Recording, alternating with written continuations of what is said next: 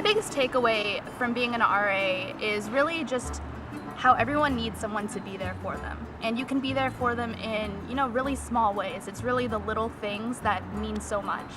I would put food out in my lounges and we'd have study parties, and something so simple brought everyone so much joy.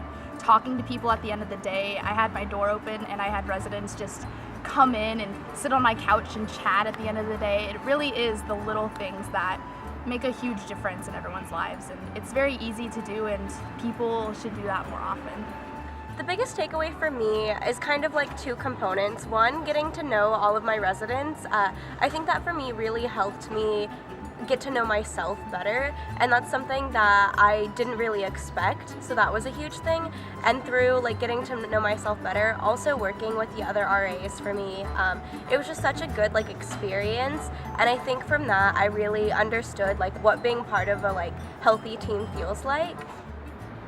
I guess the biggest takeaway for me is learning how to stay calm and in control of different kind of crises that all staff members would encounter.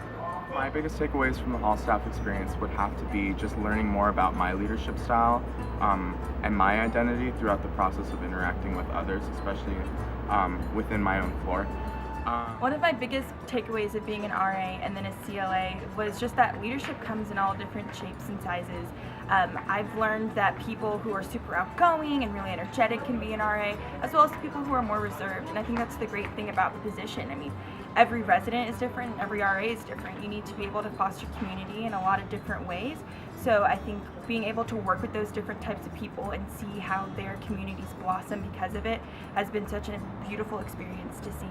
I think one of my biggest takeaways is that you don't have to carry everything alone.